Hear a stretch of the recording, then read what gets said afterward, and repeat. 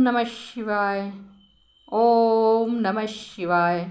तर आज आपण आलेले आहोत लातूर येथील तळ्यातील महादेव मंदिरात. तर आता श्रावण महिना सुरू झालेला आहे आणि शिवभक्तांची म्हणजे गर्दी असतेच मंदिरात.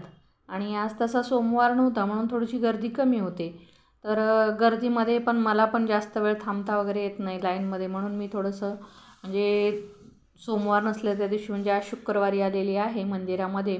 आणि मंदिरात आल्याच्यानंतर शिवमंदिरात आल्यावर सुरुवातीला नंदीचं दर्शन घ्यावं लागतं. नंदी महाराजांचं दर्शन घेऊन नंदी महाराजांची परवानगी घेऊनच शिवांच्या दर्शनाला जावं लागतं.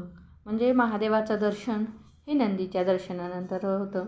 तर आपण पाहत आहात, तर मी आता आलेली आहे मंदिराच्या गाभाऱ्यात जात आहे.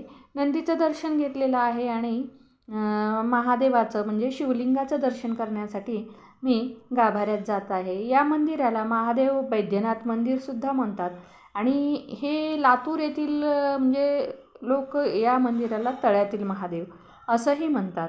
तर या तळ्यातील महादेवाला जाण्याचा मला दुसऱ्यांदा योग लाभला आहे. महाशिवरात्रीच्या दिवशी पण गेले होते आणि आजही मी म्हणजे मंदिरात गेलेली आहे. आपण पाहत आहात शिवलिंगाचं दर्शन करण्यासाठी सर्वजण आलेले आहेत आणि प्रत्येक भाविक भक्त आदरानं शिवलिंगाचं दर्शन घेत आहेत. मी पण दर्शन घेतलेली आहे आणि आता चाललेली आहे पार्वती मातेच्या दर्शनासाठी. पार्वती मातेचं दर्शन घ्यायला आलेली आहे. ही आहे पार्वती मातेची प्रतिमा. तर आपण पाहू शकता किती सुंदर असं म्हणजे ही मूर्ती आहे आणि हा मंदिरातील म्हणजे गाभाऱ्यातील दृश्य आहे.